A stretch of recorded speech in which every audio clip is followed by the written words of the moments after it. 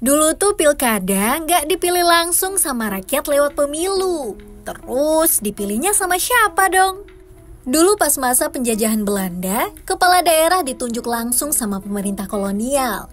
Hal ini bikin masyarakat nggak terlibat dalam pemilihan pemimpin daerah. Setelah Indonesia merdeka, cara milih kepala daerah pun masih belum kayak sekarang. Berdasarkan Undang-Undang Nomor 22 Tahun 1948, rakyat nggak bisa langsung pilih pemimpin daerah. Kepala daerah justru ditunjuk langsung sama presiden dari calon-calon yang diajukan oleh DPRD. Bahkan jumlah calon yang diajukan harus ada minimal 2 orang, tapi nggak lebih dari 4 ya. Kemudian lewat Undang-Undang Nomor 1 Tahun 1957, pemilihan kepala daerah mulai dipilih oleh DPRD dan makin diperkuat lagi dengan Undang-Undang Nomor 5 Tahun 1974 yang bikin kepala daerah dicalonkan dan dipilih oleh DPRD lewat kesepakatan dengan pemerintah pusat.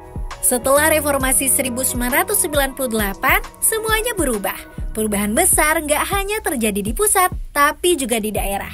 Salah satunya lewat pengesahan Undang-Undang Nomor 22 Tahun 1999 yang mulai berlaku pada 1 Januari 2001.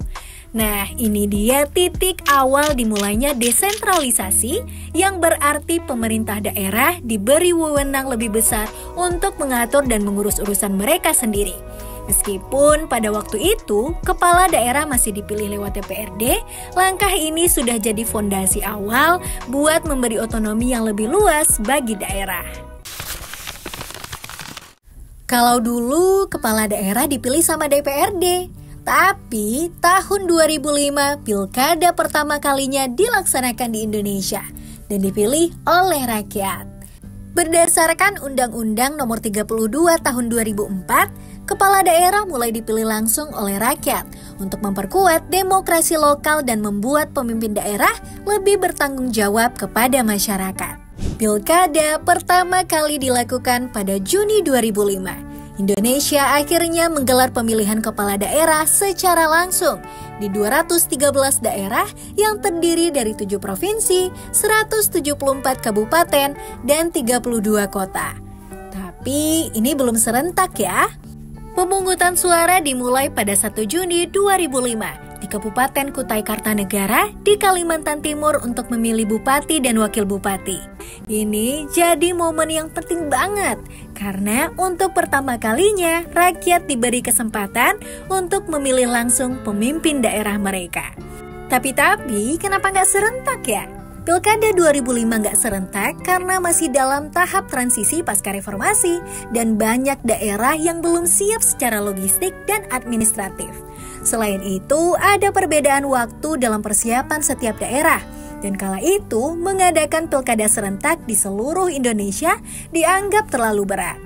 Pilkada serentak dimulai pada 2015. Sebanyak 269 daerah di Indonesia ikut berpartisipasi. Terdiri dari 9 provinsi, 224 kabupaten, dan 30 kota. Artinya, pemilihan kepala daerah dilakukan bersama-sama di berbagai tempat.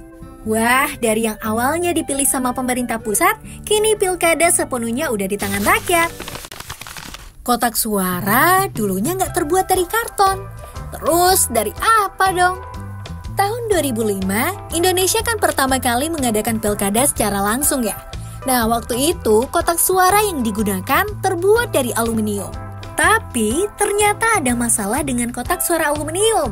Karena aluminium bisa dijual dengan harga tinggi dan perawatannya juga mahal. Selain itu, kotak suara ini sering dicuri orang lain. Mulai tahun 2014, KPU mulai coba pakai kotak suara yang terbuat dari karton atau kardus yang tahan air. Kotak suara karton ini lebih ringan, jadi gampang dibawa kemana-mana dan lebih murah. Waktu itu, sekitar 40 hingga 50% kotak suara sudah pakai bahan karton, menggantikan bahan aluminium. Terus, pada Pilkada Serentak dan Pemilu 2019, KPU memutuskan untuk pakai kotak suara karton di semua daerah. KPU mengklaim kalau kotak suara karton ini lebih ramah lingkungan dan bisa menahan beban hingga 80 kg. Jadi kotak suara di Indonesia udah berubah ya. Dari yang dulu terbuat dari aluminium, sekarang pakai karton. Tujuannya biar pemilu jadi lebih murah, aman, dan pastinya ramah lingkungan. Sejak 2014, kotak suara karton udah jadi pilihan utama di setiap pemilu dan pilkada. Gimana? Keren kan perubahan ini?